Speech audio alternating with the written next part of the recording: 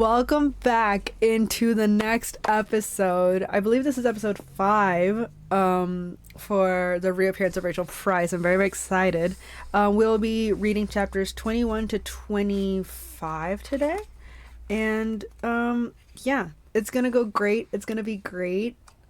Yeah, let's just jump into it. But thank you guys for being here. I really appreciate it. As always, don't forget to grab your cup of tea or your preferred beverage, cozy up, grab your pen and paper, and let's see where we're at. Okay. Okay. Chapter 21. The house was unrecognizable, the entire living room taken over, rearranging around them. The sofa and Dad's chair had been removed to make way. The table from the kitchen, now in here, extended to seat 9. 4 more dining chairs borrowed from Jeff and Sherry's house. Grandpa didn't need one. He came with his own. Because he's in a wheelchair. 2 cameras were set up to record both sides of the elongated table. Ash was behind one of them, the smaller camera that he was trusted with, fiddling with the tripod legs. Flared jeans and a fluorescent green t-shirt covered in happy apples. James was opposite. Cameras strategically placed so they didn't get each other in the shot. Belle had watched as they worked it out, enjoying when Ash was ordered around, how he carried his shoulders, how he closed one eye to study the viewfinder. They didn't have time to say one word to each other, which was fine, because it was hard to be rude to someone with just one word. Ramsay was hovering around the softbox lights, shifting them by millimeters, seeing what no one else could. Saba was at the back with their headphones and audio equipment, everyone already mic'd up. The 2 caterers were bustling around in the kitchen, heating up the pre-prepared meals in the oven. And Rachel watched the chaos, and Belle watched her. Movement and chatter everywhere. 15 people in a house meant just for 2. Grandpa was already positioned at the head of the table, one side. Jordan crammed in beside, to help him with his food. Grandpa looked just as lost as Belle felt. She fiddled with the new bracelet on her wrist, the chain cold and strange where it pulled against her bone. Rachel had surprised her with it before everyone arrived. Said she had lots of birthdays and Christmases to make up for. "Hey," Carter said, finding her way to Belle through the mayhem. "Hey." "Okay?" Carter nudged her, elbows clashing. "Things feeling more normal yet?" Absolutely frickin' not. Things were less normal than ever, and she was even more convinced now that Rachel was a liar.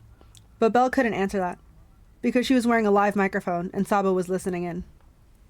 "Sure," she said, which obviously didn't sound sure enough, because Carter bristled. "Thanks for helping pick out the bracelet." Belle held it out, gold chain against the pale flesh of her wrist. No skulls on this one, but it was a message of some kind, after Rachel slipped up about Belle's old bracelet at the mall. Carter nodded. "Rachel wanted to get you something she knew you'd love, and I know you best. She's really trying, you know." "Oh, I know," Belle said, because whatever she had to say about Rachel, she could say she wasn't trying. "You had to try to get away with the lie, like how you disappeared for 16 years and reappeared again. It wasn't just a bracelet, was it? It was a counter move. After Belle snooped in her room, stole back that sock, a lock to keep her out, and a bracelet to keep her quiet." "Starters are ready," Ramsay called, reemerging from the kitchen. "Everyone please take a seat. Ash, James, let's get rolling. Rachel, could we get you in the middle, on this side?" "Sure," Rachel said, dropping down on her chair, bringing her glass of red wine with her. Belle knew what was going to happen, so she moved faster than Ramsay could, taking a seat on the opposite side, opposite Rachel. Ramsay caught her with his whitened eyes. He came over and bent down to whisper to her. "I was thinking we'd put you next to your mum," he said, treading carefully. "I've already sat down." Belle beamed up at him. It was too late anyways. Rachel's mom had already taken the seat to Rachel's left, and Carter on her right, the rest of the family milling towards the table. Ramsay chewed his lip. "Opposite works better, actually," he said, low and secretive, trying to take the win away from her. He moved out of Charlie's way, already on his 3rd beer, labels peeled off for filming. The chatter settled down, everyone waiting to be told what to do. Jeff was at one end of the table, then Carter, Rachel, Grandma Susan, Jordan, and Grandpa on the other end, then Dad, Belle, and Sherry. "It's nice to see you again, Pat," Rachel said, breaking the awkward silence, watching Grandpa as she took another sip of her wine. Grandpa's eyes darkened. Jordan whispered something in his ear. "Rachel." Grandpa repeated it, hacking it into 2, like it wasn't a name at all. The caterers appeared, holding 2 plates each, working from the middle out. Rachel and Belle first. Goat's cheese and red onion tart. Belle had suggested this one. Didn't think Rachel would go for it. She glanced up, caught Rachel smiling at her. Belle raised her knife and fork in response. "Dig in, everyone," Rachel said, like this was her house and she was the host. Carter took the first bite. "It's delicious." "Anna picked it," Rachel said. "Sorry, Belle. Still getting used to that." "Oh, yes." Sherry turned to Belle beside her. "I forgot you used to be Anna. It's been so long." Back to Rachel. "She was about 6 when she insisted on Belle instead. Headstrong girl. Seems like she's been Belle forever, honestly." "Well," Rachel said, "I didn't get the memo." "No, of course not," Sherry smiled. "Lots of new things to get used to. The world, too. Very different now. Honestly, you can't say anything these days without upsetting somebody." Sherry's fork paused on the way to her mouth. "That's a nice outfit, Rachel." A peace offering of some sort. Rachel's eyes darted down to her top. "Thanks, Anna. Gosh, Belle chose it for me." One of her hands balled into a fist, knuckles pushing out like hilltops. Grandma flinched at the frick. Oh, come on. Her daughter had been supposedly been kept up in a basement for 16 years, and the part she found unpalatable was that 4-letter word. Or 5, I guess. It's supposed to be the other F word, but you know. Anyways. "No, you look really great, Rachel," Sherry continued. "So skinny. I guess 16 years of captivity is the best diet there is."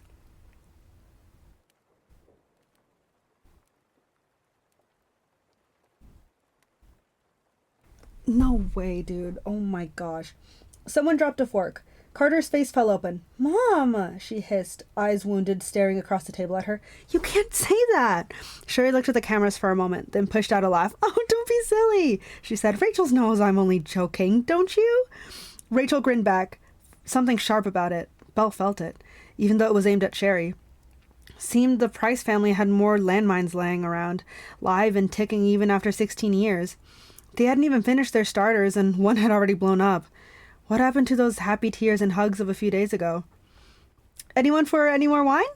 Rachel grasped the neck of the bottle. "Jeff? Jordan? Nice to meet you, by the way, Jordan. Is it Bulgaria you're from?" "Can I drink?" Belle said, throwing out a bomb herself. Rachel began, just as Dad huffed no. "Maybe another time," Rachel added. "I said no." Charlie hardened his voice, stabbing his last piece of tart, avoiding Rachel's eyes. Belle remembered that thing Dad told Ramsay, about Rachel lighting up rooms for him. Well, she didn't light them up anymore. In fact, he mostly left the room whenever she walked in. But now they were trapped together by the whole family and 2 cameras, sitting on opposite sides of the table. Belle had chosen her side. "So, Susan," Charlie said, with a glare in his eyes from the closest light box, "I wondered if you had anything to say to me and the rest of my family now that Rachel has returned, unmurdered." Grandma put her fork down delicately. "That I'm very happy, very grateful my daughter is alive and well. My only regret is that Edward didn't live to see Rachel come home." Her eyes misted, patting Rachel's shoulders. "Is that it?" Charlie doubled down, an incredulous smile. "No apologies?" "Don't bother, Dad," Belle said quietly. "What's going on?" Rachel put her wine down, gaze flicking between the 2 sides of the family. "You can tell her, Susan," Charlie said. "Nothing, sweetie." Grandma gripped Rachel's arm. "This is meant to be a happy evening, a celebration." "You can't do it, can you?" Charlie laughed. "Too much pride to say sorry even now. I didn't kill Rachel, did I? She's sitting right there next to you." "Mom?" Rachel looked at her. Grandma fiddled with her lace scarf. "I was so sure he'd killed you. There were no other answers. It just had to be him." She wiped a tear that Belle couldn't see. "It's okay," Rachel said gently. "It's not okay." Belle stepped in, less gently. Grandpa's eyes followed the conversation, a loaded fork hovering by his mouth, Jordan distracted too. "I'm sorry, Charlie, okay?" Grandma dabbed her face with the scarf. "You would understand if something ever happened to Annabelle, if she vanished into thin air." "I wish," muttered Belle, and right now she did. She thought this meal would be a ceasefire, everyone on their best behavior. But course 1 of 3, and look where they were already. Ramsay hovered by the kitchen door, watching intently. He must have been thrilled. "It's okay, Mom. Charlie would never hurt me," Rachel said. "No," she announced, like he wasn't right here. Dad tensed. Belle could feel it in the air around her. That was confusing. Rachel defending Dad. That had always been Belle's job. Always. "Now everyone thinks I'm the bad guy." Grandma blew her nose into the napkin. "No, they don't." Rachel rubbed her mom's back. "It must have been very hard for you all these years to be around him. If that's what you thought happened, I understand." Well, that wasn't much of a problem, Charlie said, finally drawing Rachel's eyes. What do you mean? We hardly ever saw your parents. A shadow crossed Rachel's face. A hurt Belle didn't understand. Mom? Rachel said, voice rough at the edges. You never visited them? Not even for birthdays? Not even once a year? Grandma pulled back from her daughter, sensing the shift, the danger. It would have been too difficult to see his face when we thought he... What about Annabelle? Rachel snapped. Grandma flinched, but Rachel wasn't finished. I can't believe this. Annabelle was so young. She needed you. You should have been there for her when I couldn't. We thought he was a killer, Grandma protested. Well, he's not, Rachel spat. But that means he chose to leave my daughter alone with the man you were sure had killed me, doesn't it? I'm sorry, I did think about suing for custody, but... Grandma's head dropped, breaking eyeline. A disconnect between them, greater than 16 years. Bit rich of Rachel to be mad at everyone else for abandoning Belle. Is everyone done? Jeff piped up, awkwardly rubbing his elbows. Food, I mean.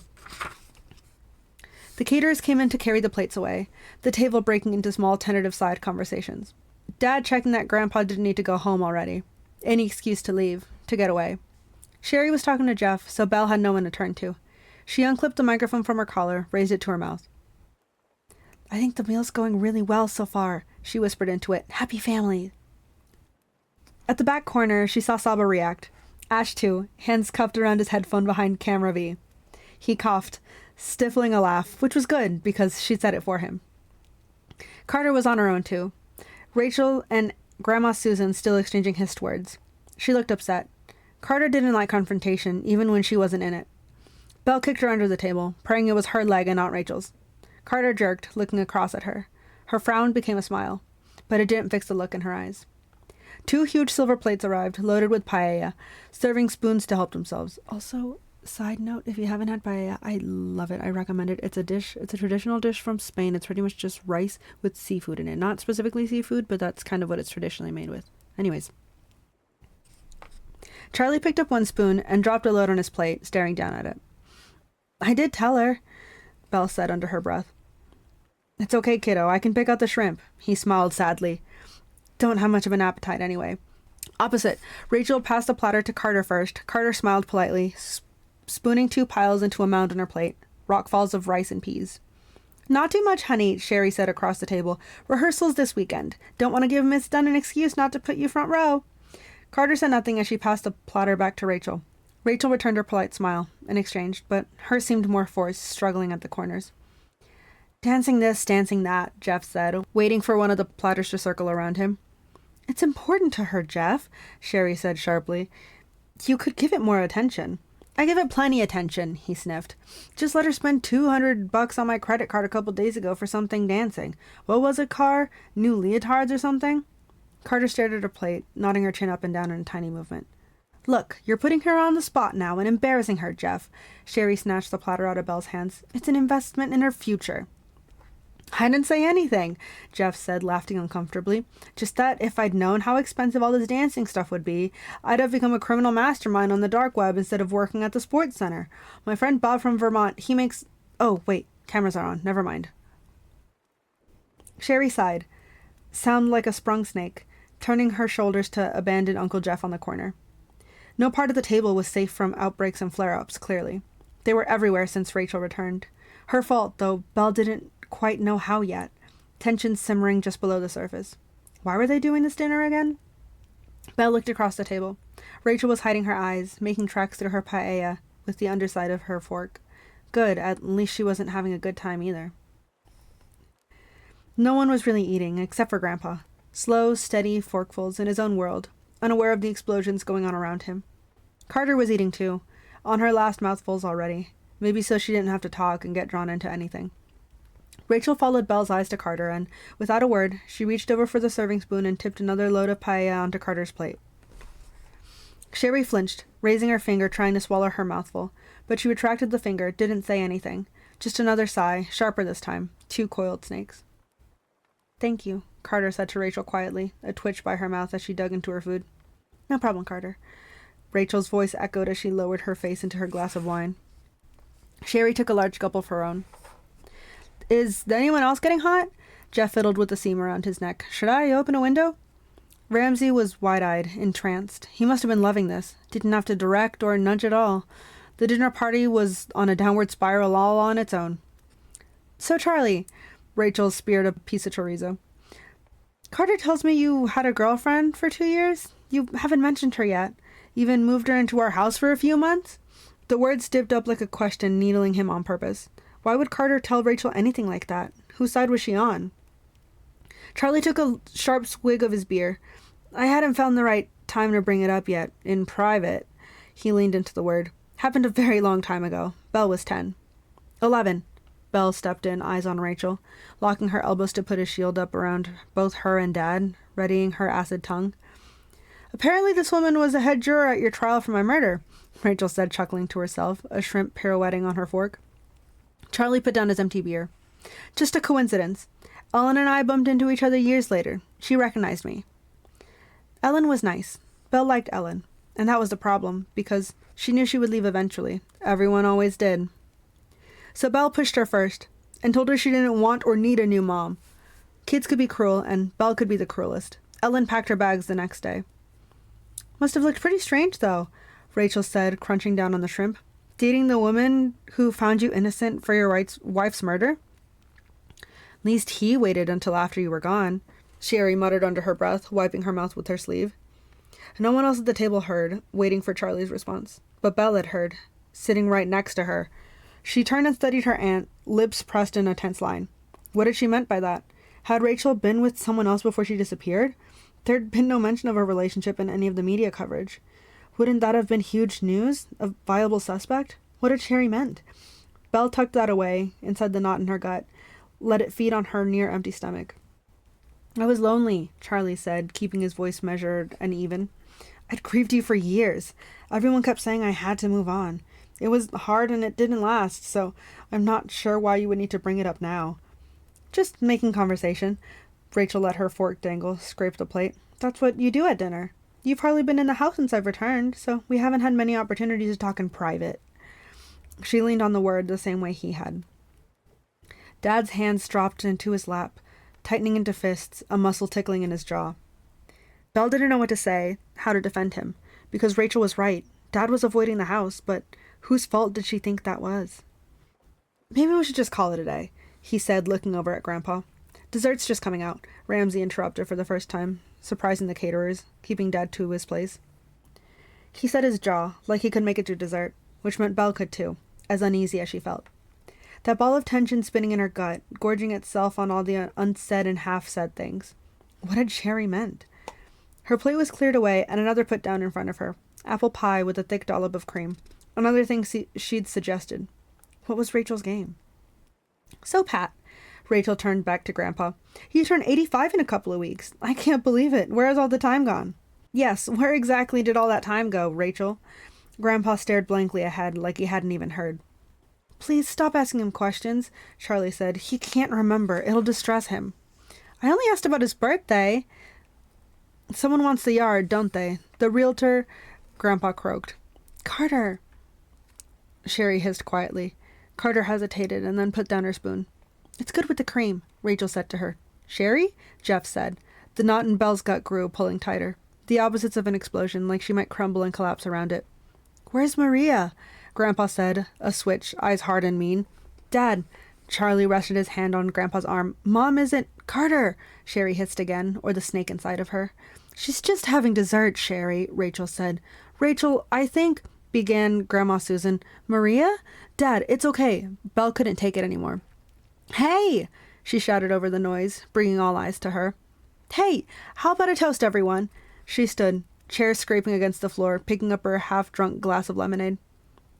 An excellent idea. Well done, Belle, Sherry said, using her name as some kind of weapon, aiming it at Rachel. Rachel ignored her, picking up her wine glass, smiling up at Belle. Belle waited for all of them to join in, holding their glasses except for Grandpa, who was still looking for Maria. She looked around at everyone, even those behind the cameras, and raised her glass up high, squeezing too hard. She cleared her throat. To the most messed up family in America. Cheers! That's chapter 21. Oh.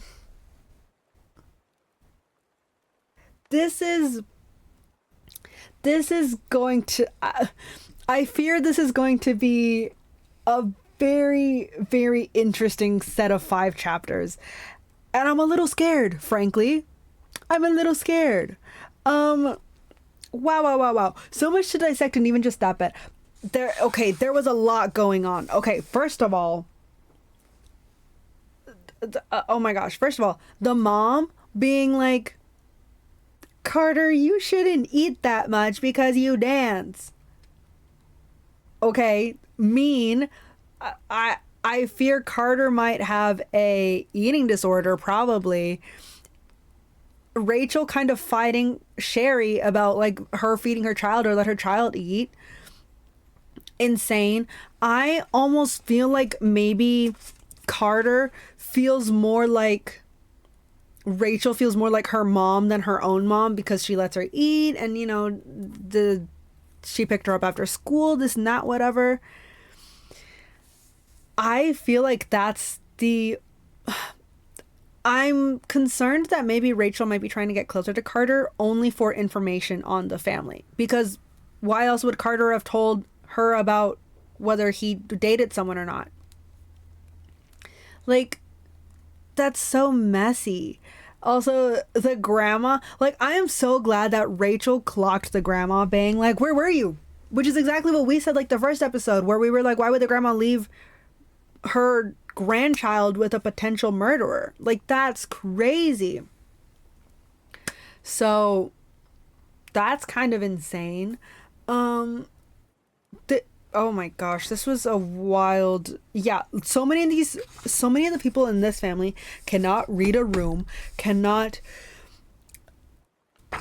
just... Why would you let all of this blow up when you're filming? I feel like Rachel, like, purposefully, like, was trying to make things blow up, and I don't know why. Because she did negotiate her contract. Last episode, she did negotiate her contract. So I'm curious if she's just, like, trying to get her money's worth or something. I don't know. Chapter 22. Belle swallowed her drink in one go, knocked the empty glass against her head. Annabelle! Grandma Susan gasped. Cheers! Jordan smiled, because he must not have heard the first part. That's not funny, Belle. Sit down, Dad said. Don't speak to her like that, Rachel snapped, eyes ablaze, slamming one hand against the table. Her wineglass tipped over, spilling a pool of blood over the white tablecloth, a red fork in the stain, reaching for Belle. Grandpa burst out laughing, and Sherry burst into tears. Dinner's over. Charlie got to his feet, waving off the cameras. Dad? Belle called after him, but he disappeared into the hallway. 2 more seconds, and the front door slammed behind him. Belle was sorry, because maybe she'd been the one to push him out. No, it was Rachel. This whole thing was Rachel. Belle glared across at her. Come on, Carter, let's go.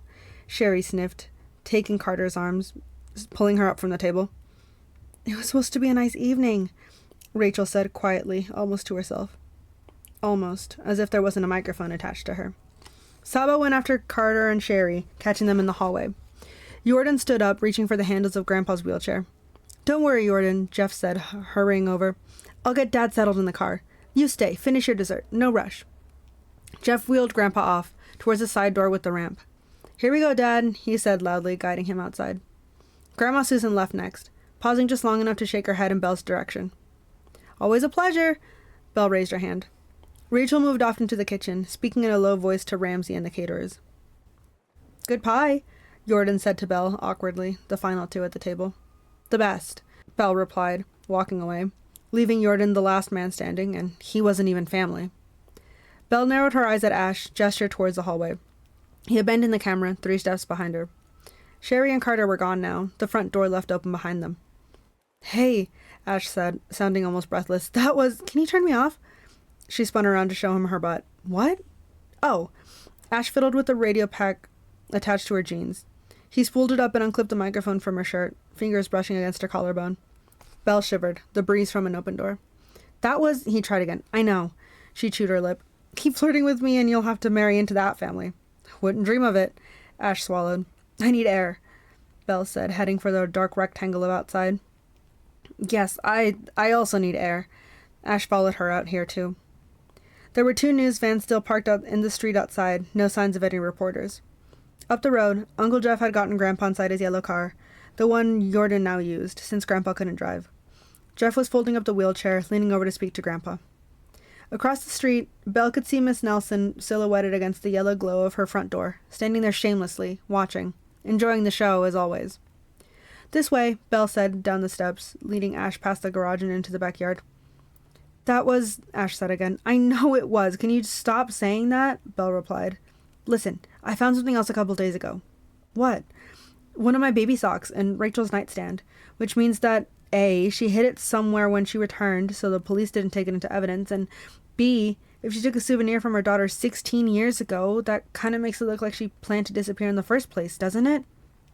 "Kinda," Ash said, parroting her. "Or it could mean that she had the sock on her when she was taken in her pocket or something, kept it the entire time." Belle glared at him. "Just playing devil's advocate," he said. "If you're looking for evidence, that still isn't it.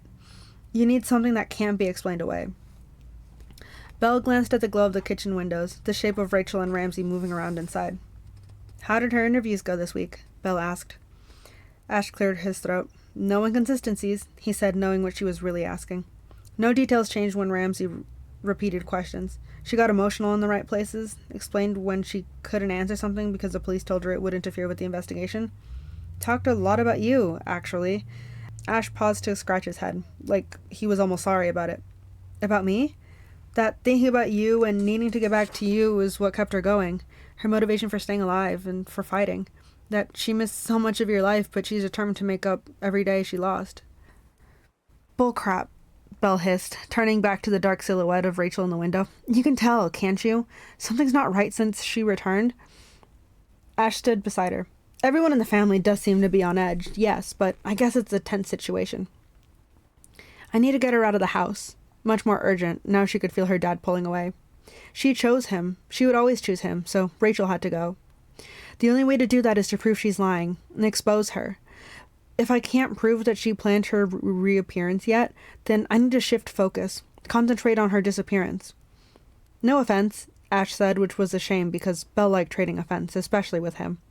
But didn't hundreds of police officers and federal agents and journalists already try that? They couldn't find anything. That's why her disappearance was always such a big mystery. Belle ignored that, a flash in her eyes, like they might just glow in the dark. "What would you need to truly disappear for that amount of time?" "Money," she checked off one finger. "Quite a lot of it," Ash said, "at least initially. But Rachel didn't have any money when she vanished. Her wallet was left in the car with you, her bank accounts at home. She hadn't taken any cash out of her accounts for several weeks." "Maybe she gradually took money out over a longer period of time," Belle said, "so it wouldn't raise any flags. Or maybe she got the money from somewhere else." "Someone else." "Next, a new identity?" Ash nodded. "She would have needed a new identity with a new name, to live freely for 16 years and to earn money. Change her appearance, too. A driver's license, maybe a passport if she wasn't in America. All of that would have cost money to set up." "So we circle back to money," Belle said. "What else? Someone who maybe helped her?"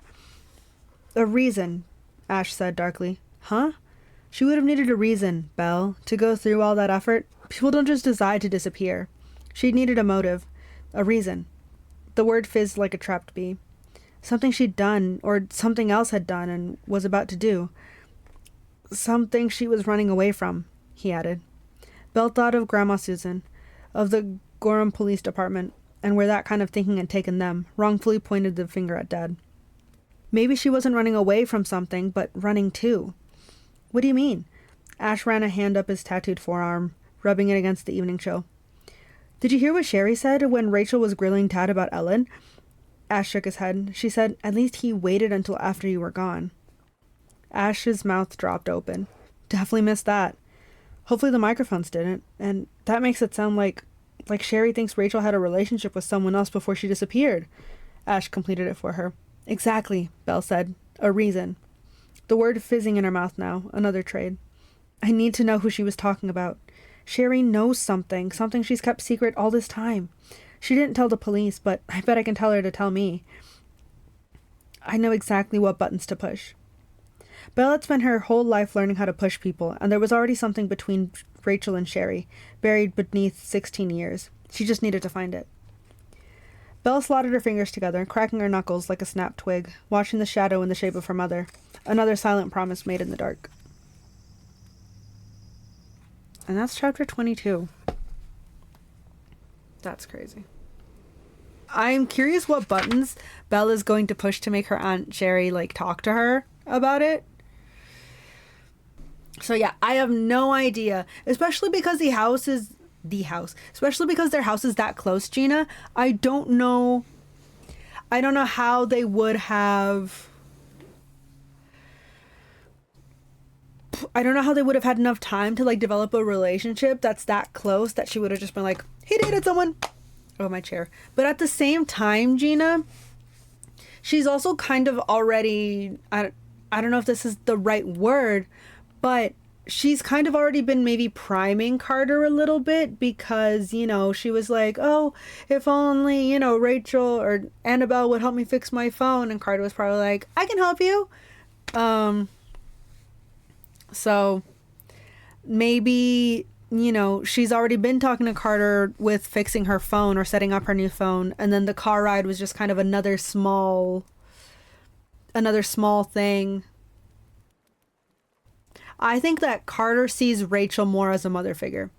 So I don't know if Carter is kind of thinking that with Rachel, like, as in, like, she's thinking that Rachel is so nice to her and now she's letting her eat more. You know, Rachel's probably talking to her about, like, books and interests and stuff other than just dancing.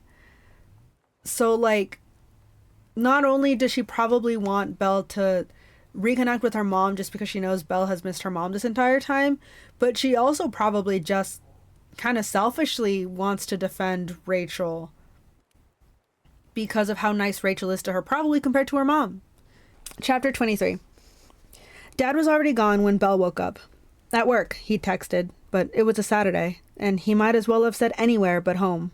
Belle knew. I'm going out, she said, grabbing her shoes from the place they didn't live.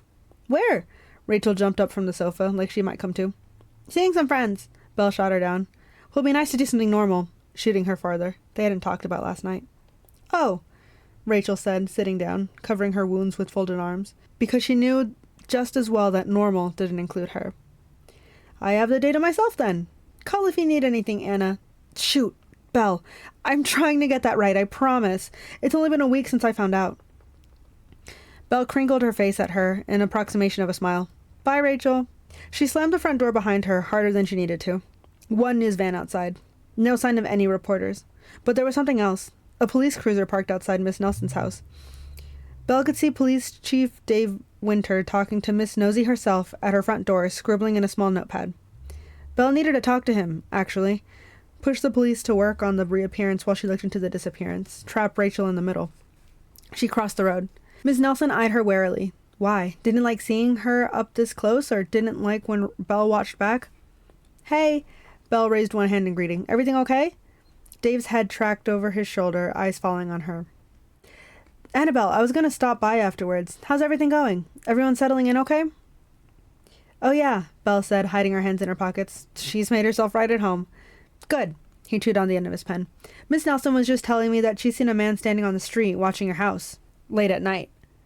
He was there, Miss Nelson pointed. Gray flyaway hairs bristling in the breeze. Hiding under that tree. I saw him at 4 a.m. when I let the cat out. Not the first time this week. Wears a baseball cap to hide his face. Thank you, Miss Nelson, Dave said, the politest way of telling her to shut up.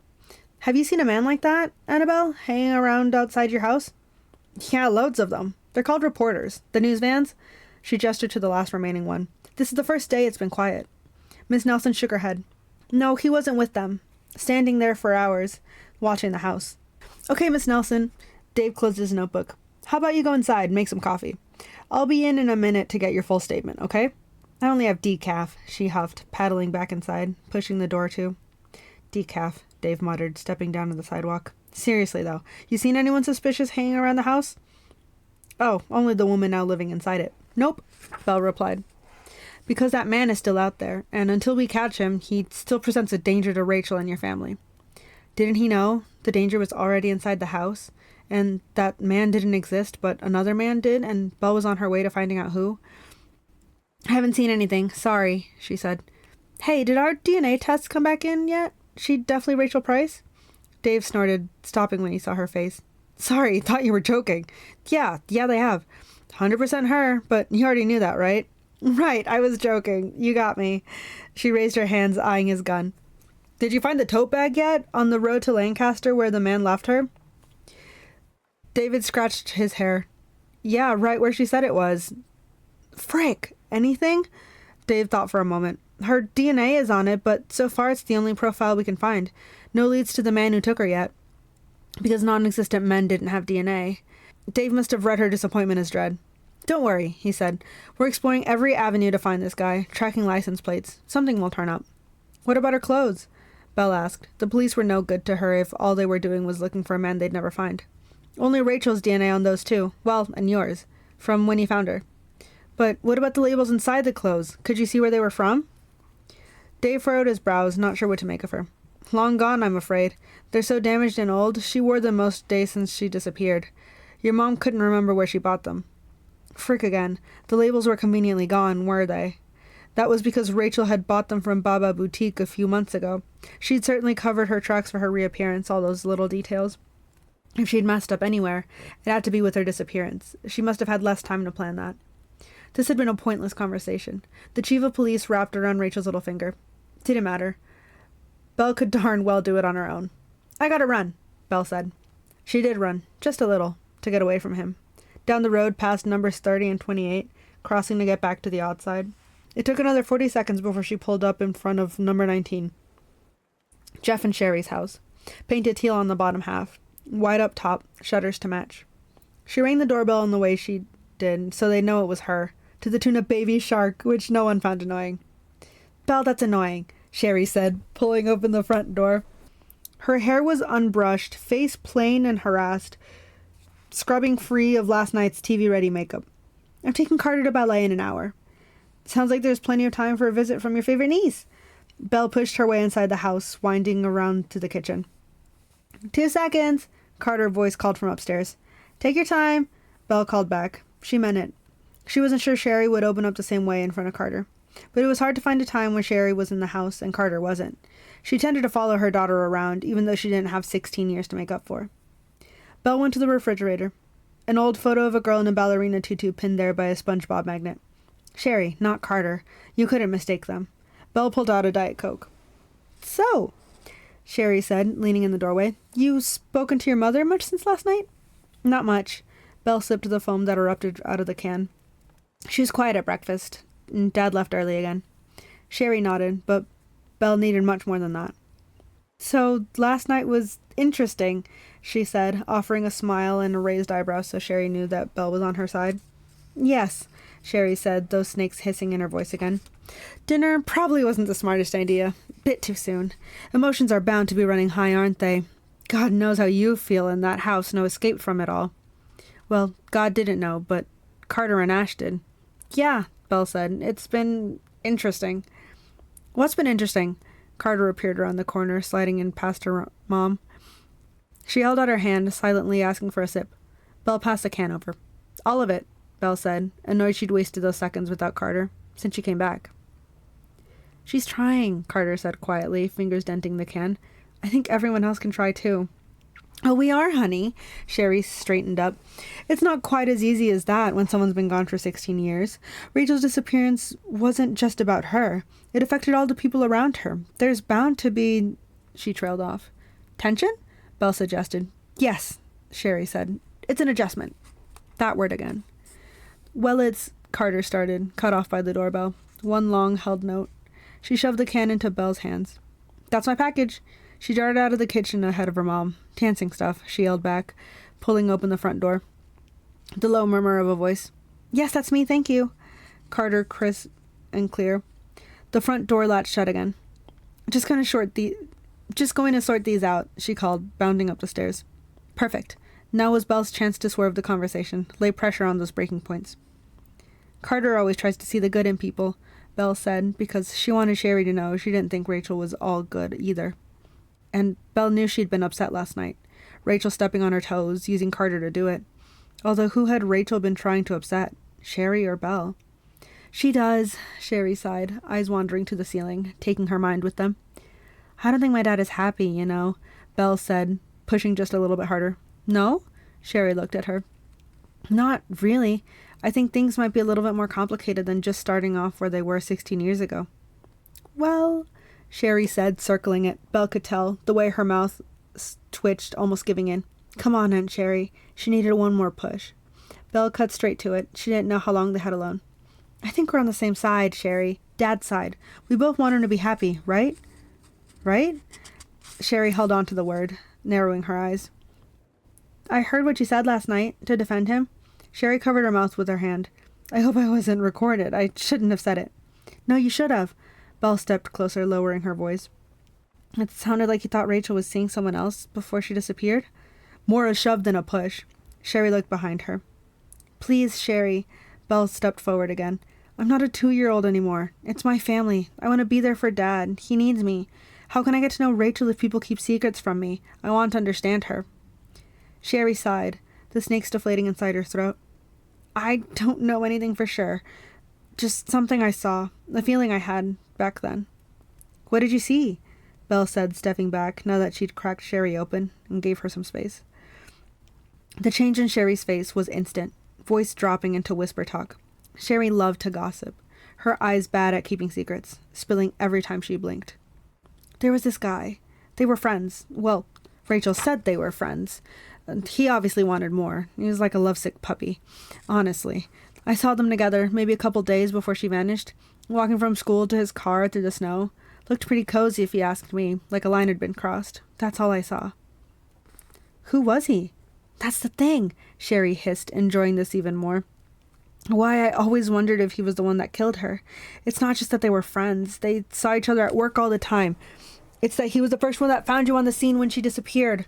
The man that found you. Mr. Tripp? Belle's throat felt gummy, trapping her breath there. Something that felt like betrayal again. She pictured him, his thinning red hair and tortoiseshell glasses as he'd asked her, How is she, your mom? Which was a frickin' joke, because he obviously knew way more about Rachel than Belle does. Why didn't you ever say anything? Tell the police about Mr. Tripp. They must have asked you questions like that, right? Sherry bristled, leaning against the refrigerator. The police had looked into him already. Of course they had. His prints were all over the crime scene when he found you. They cleared him. Still, Belle doubled down. Shouldn't you have told them? There can be value in not talking, Belle, honey. Think it through. Belle tried to think it through, coming up blank. Sherry sighed. If I told the police what I thought about Julian Tripp, it would have only hurt us, your dad, given the police another reason to point the finger at Charlie.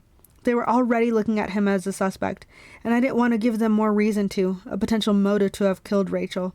Family first, always. Family first, Belle agreed, grateful that Sherry's first instinct had been to protect her dad. That was what Belle was trying to do right now. Besides, Sherry said, it doesn't matter now. Julian Tripp clearly didn't kill her. No one did. But Aunt Sherry was wrong there. It did matter now. No, Mr. Tripp hadn't killed Rachel, but he could have been involved some other way. Maybe he was the reason Rachel faked her disappearance. Maybe he'd helped her, kept it secret all this time. Either way, Mr. Tripp was the key to unpicking Rachel's lies. Belle was sure, and so was the knot in her gut. If you need to talk about anything, Belle, Mr. Tripp had said, you know I'm right here. And turns out, they did need to talk. And unlucky for him, Belle knew where he lived. Do you think it's a possibility that Mr. Tripp and her were in a relationship to some degree? Because I believe earlier in the book, in one of the videos when Rachel disappears, doesn't the dad ask how did you get home? The front door is open, and didn't she say like Tripp brought me home or Julian brought me home? Guys, I'm curious what... Okay, well, first of all, I am glad that the aunt didn't say anything about Julian because, yeah, if they would have had a relationship, then that would have made sense for the dad to, maybe do something about it. Yes! Okay, I found it. So, this is from chapter 4. Chapter 4. You're here already, Charlie's voice muffled in the background. How did you get home? Jules gave me a ride, Rachel replied. I would have come get you, he said.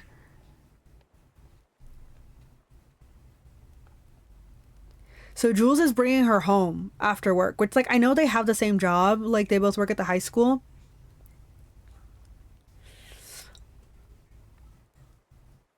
I can't believe I remember that. Not gonna lie. She's got a noggin up here sometimes. But yeah, no, that's literally what like stuck in my head right like mid chapter, and I was like, I need to say it, and then I was like, let's just finish this chapter, and then it just that's just crazy though. I don't know. My mom would get rides from her coworkers too. Okay, that's what I was gonna say. It's like I don't think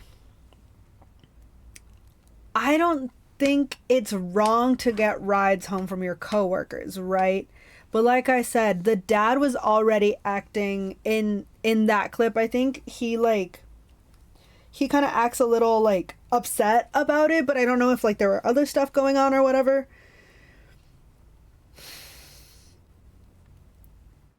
I don't know. This is again like work husbands. Okay, if I ever went to Matt's work and they were having a Christmas party and someone was like, oh yeah, Matt's my work husband, a girl's dropping to the floor. You best believe I don't mess about my man. Like genuinely. So like I don't know. I mean, let's also think about the fact that Julian was so excited, or Mr. Tripp, whatever you want to call him, that he was so excited about her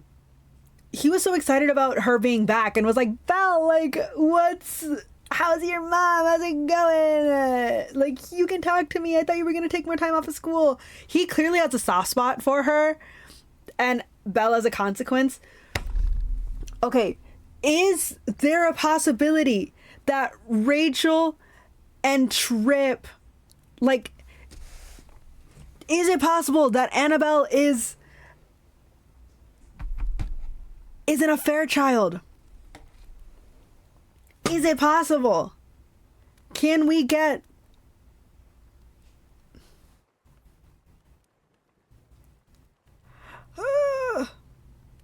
there's too much happening.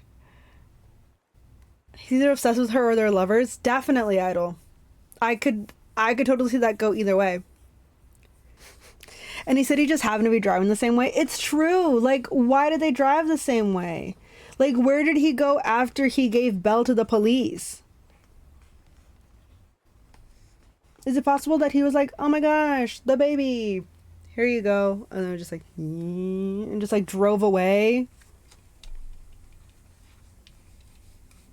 I don't know, because if no one else knew that they were like more than just coworkers, why would they test his car for prints? Why wouldn't they check his receipts? Why wouldn't they check his gas mileage, you know? I'm so concerned. I'm so concerned that Belle is a love child.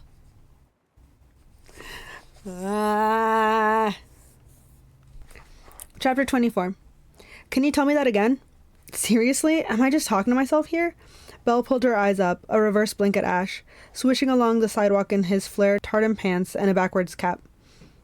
You were the dumbest sidekick. Ash shook his head, hiding a crooked smile from her. It's not for me, it's for the camera. Ramsey said if we're going to hang out like this, talk about Rachel, investigate her. Is it okay if I keep recording it? He raised his handheld camera, popping his lips twice.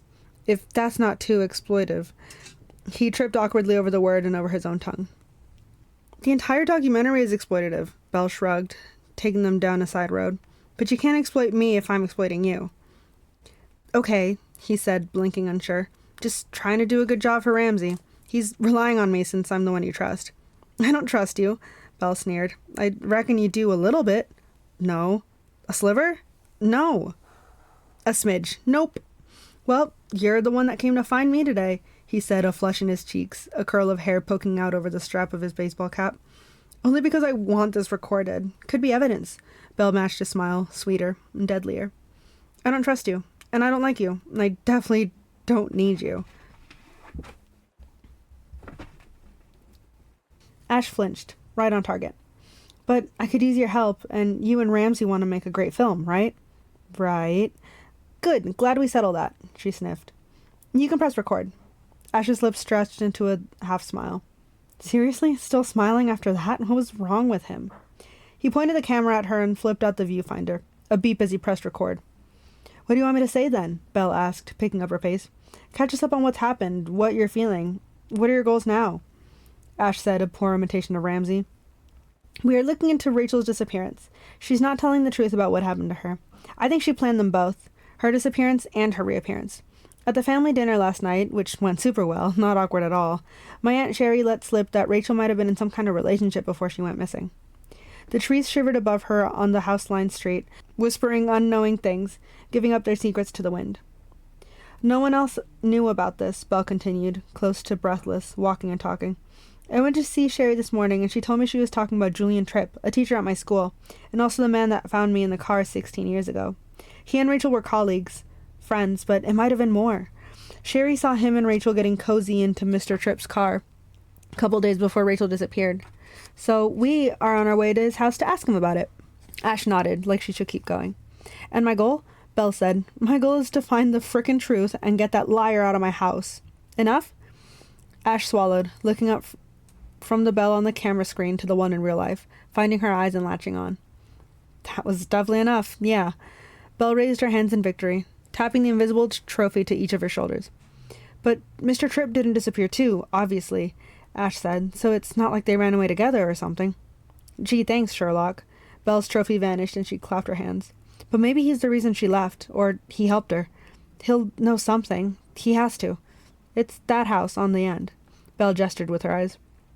Ash panned the camera there and back. How do you know where your teacher lives anyway? He did a yard sale a few years ago. I was with my friend, Sam. Belle had stolen something from the yard sale. She couldn't remember what now. Just like she couldn't remember how Sam used to make her laugh. They approached the path up to Mr. Tripp's house, the front yard overgrown and unkempt, mailbox sad and rusted. Ash lowered the camera, following her to the door. What are you doing? Belle clicked at him. Keep recording. I can't, Ash said, torn between the two of them, Belle and the camera. He has to agree to it first. Sign a release form. He's already done one interview. I'm sure he'll be delighted to do another one. Keep rolling. Keep rolling, Ash parroted her, raising the camera again, capturing her in it.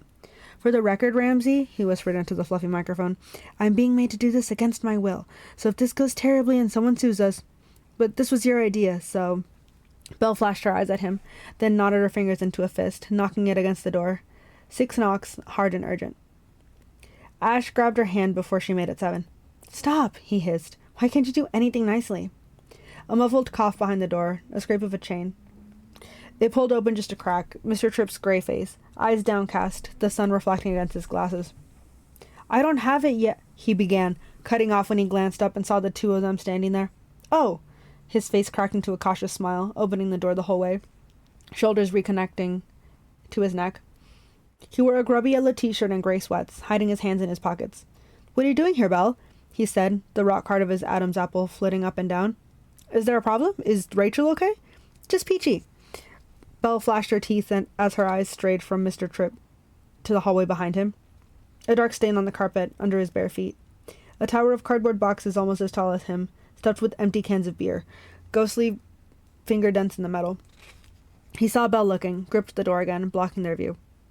We were wondering if we could do another interview with you for the documentary, she said. Now that Rachel's returned, we're re-interviewing everyone. Isn't that right, Ash? Right, Ash coughed, the fabric of his elbow brushing hers. I'm not sure I have time right now, Mr. Tripp said. The stale tang of alcohol hung in the air around him.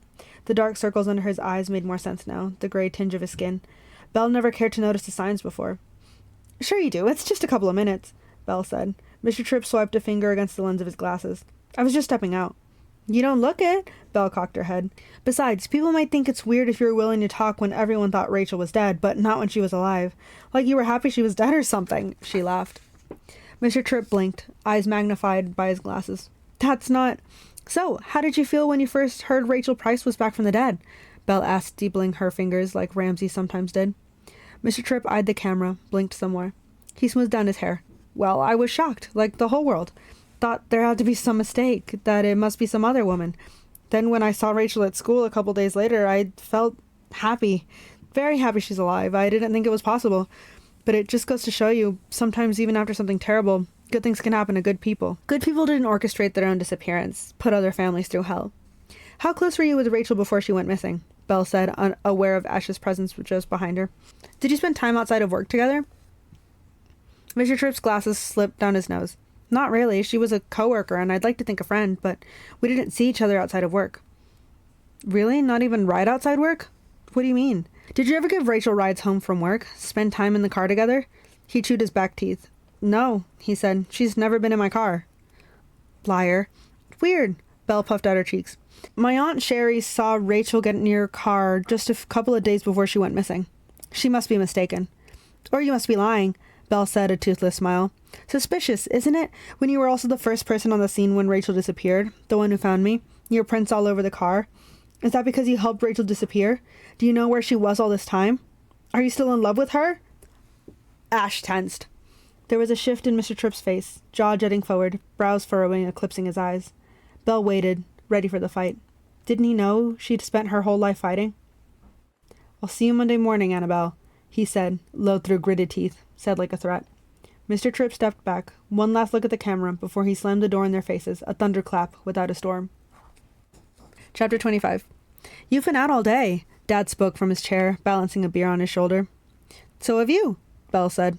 Work's crazy at the moment, kiddo. He didn't take his eyes off the television. Well, so was home. Did something happen today? Belle stalled. What did he mean? A lot had happened today, but nothing you should know about. I don't, she began. Mug was broken. He finally looked up at her. My favorite one. Santa? Just had to throw it away. Did one of you break it? Belle didn't like that, being lumped into the same you as Rachel. But Belle was the one who drunk out of that mug this morning. Rachel had made her a coffee, still hadn't learned that Santa was Dad's mug. Had Belle broken it? She couldn't remember, gulping it down, rushing to get away from Rachel. She'd done things like that before, careless and forgetful. Unless Rachel did know it was Dad's favorite and broke it on purpose, pushing him a little farther each day. I don't know. Sorry, Dad. Belle sat down. I'll get you a new one. Doesn't matter, he said. But it did. I gotta talk to you about something. Dad leaned over for the remote, paused the TV. I got a call from your principal. He says you went to a teacher's house today, Mr. Tripp. That you harassed him? Belle's eyes darkened. Her gut clenched. Frickin' rat, she spat, picturing him stamping on his glasses. Apparently you were asking strange questions about Rachel. What's going on, kiddo? He said, hands motionless in his lap. Belle was caught. But that was okay. She didn't have enough evidence for the police, but she had enough for Dad. He was on her side. Always. Belle glanced towards the stairs. Where's Rachel? She's taken a bath. Belle squeezed her fingers, lowering her voice. I think she's lying, Dad. About all of it. Dad sat up, chair creaking beneath him. Her disappearance, her reappearance, she bland them. I don't think a man ever took her. There have been inconsistencies in her story, things she knows that she couldn't know if she'd spent the last 16 years locked in a basement. She was in North Conway a few months ago, out and free, buying clothes to match the ones she disappeared in. It was all planned. I think Mr. Tripp knows something. Rachel's a liar, Dad, and I don't know what she wants, but we have to find out what really happened so we can... That's enough, Belle, he said, gentle but firm, cutting her off. We talked about this already. Rachel isn't lying. But I don't want to hear it. He peeled a corner of his beer label. Rachel is telling the truth about what happened to her. Of course she is. How else could she have been gone for so long? His gaze hardened, the sharp rip of a beer label coming free. Trust me, I know her better than you. I believe her, okay, kiddo? That should be enough for you two. I want you to drop this, please. A punch to Belle's gut, knuckle prints in the knot that didn't fade. Dad was supposed to be on her side. How could he not see it? You know something's wrong, she tried again, desperate. You haven't been the same since she came back. Avoiding the house, working all the time. I've hardly seen you. Dad sighed. Things are just complicated. Real life is, kiddo. It's only been a week. Takes longer than that to get used to such a life-changing thing. For me and for you. Please, Belle, let this go. You'll only make things harder. Promise me? Belle had already made a promise to get rid of Rachel, to go back to their life before Rachel reappeared and ruined everything. Back to when they were both happy. Belle chose Dad. He was her constant, the one who'd never leave. She would always choose him, but he wasn't asking her to choose. He was asking her to let it go, to accept Rachel, and to make a new promise. Maybe they could all exist together in this house. Belle had to try, because Dad was the one who'd asked. Dad believed Rachel, and that should be enough for her, too. It should be. Belle deflated, but the knot grew, pulling tighter. Okay, she said quietly. I promise. Dad smiled at her, raised his beer in a sad salute. Principal Wheeler said you were with someone from the film crew today? Yeah, she said. Ash, the camera assistant. Dad coughed. I would be careful spending time with him. They're trying to tell the most interesting story, sensationalizing it, using us to do that. Orchestrating tense moments where they know we'll react in front of the camera. They're trying to manipulate you, kiddo. All this stuff about Rachel. I think you probably shouldn't see Ash again on your own. Belle sniffed. You're probably right. Because Dad always was, and Ash was getting too close anyway. There had to be a reason he was the only one who'd believe her about Rachel. Didn't there? Just trying to protect you. Dad reached for the remote, finger hovering over the button. Can we do something tomorrow? Belle spoke quickly, before he could unpause it. You and me? Rachel, too, I guess. The three of us. Maybe a hike or something? I've missed you. He wouldn't know it, but that was one of the hardest things to say. Bearing everything. Chest pried open, rib by rib, heart beating and unguarded. She was trying. Dad's face softened around a smile. Sure, kiddo. Anything you want. Upstairs, they heard the bathroom door swing open. The soft pad of Rachel's bare feet, creeping against the carpet. Them down here and her up there. Had Rachel heard any of that? What Belle said about her? Was she trying to listen in? Maybe she... No, stop it, Belle. Belle was starting to let go. Really trying to let it go, to override that bad feeling in her gut. Belle held her breath, waiting and listening. It came. The click of the spare room door shutting. The double click as Rachel locked herself inside. That's chapter 25.